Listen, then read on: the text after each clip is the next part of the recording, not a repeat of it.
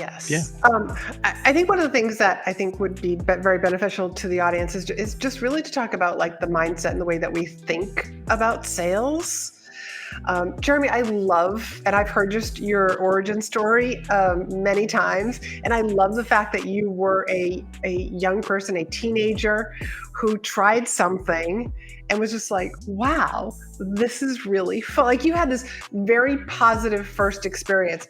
And what I see in the industry is like, people hit their 20s and are like, oh, I'm looking for a job after college. I'm not doing sales. I'm like, life is sales. Yes. It's like, do you not realize that you've been selling yourself since day one? So I'm curious. I mean, I think that would be very beneficial to our audience is like, let's just talk about the stuff up here. Yeah, well, I think like like Rigo said when we started, the whole idea of the used car sales industry, we get this like negative vibe, and like if we go way back to the 90s, we're gonna date myself here. This popular kids movie called Matilda, Danny DeVito played a really sleazy used car salesman, and that tends to be the image that stays in people's mind of what sales is. And so I like to use an analogy or a story that isn't a real one, but like if back in the day when you were a kid, an encyclopedia salesperson, and I use that because they don't exist anymore, encyclopedia salesperson, came and jammed their foot in the door to get one of your parents' attention. It doesn't matter if they bought or if they didn't. That's still a negative experience. Yeah. And you're going to walk onto a car lot going, is this guy going to make me feel like that person made my parent?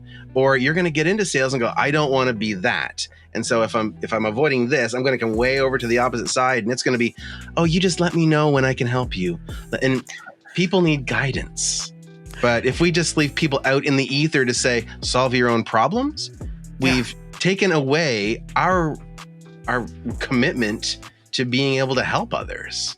Right. Like all of us are on this call because we have different strengths, different experiences, different superpowers, right? Like I've gotten speaking gigs because I've worked with Lorianne. Okay, that's her superpower. Make that magic happen and make me rock when I'm on there. Yeah. And so like if you've got something to give, you've got a commitment to do it. How do you impact people? Yes. And you can't be hiding scared like, I don't want to offend them. You know what? You're going to offend some people. But if you're coming across with a positive intention, then it's probably not going to be that bad, right? You're not trying to slam something down someone's throat. You're trying to help somebody see that there's a problem and you might have a solution. And if you do everything you can to help them, you've done your job. Even if they don't say yes, it's okay to get a no in sales. But if you haven't done everything that you can to show them your perspective, and your perspective had better be, I can help them. If it's not, if you don't feel like you can help somebody, don't. Turn around, go the other way, find somebody else. Because you don't want to be selling something that isn't actually going to be a benefit to somebody. That's right. But as soon as you believe, you owe it to them, you owe it to yourself, and you owe it to your legacy to do everything you can to have a positive impact on that person's life or business. I love that. So here's what I'm like taking away from that is be a provider of solutions and not a salesperson. Well, hold it. Wait. No, okay. we don't want to say not a salesperson, because salesperson is not a bad thing. Yep. It's a shift. What is a salesperson? Right. A salesperson is someone who can identify a problem and provide a solution. And sometimes it's just a problem the person doesn't realize that they have. Love that they don't realize that they have.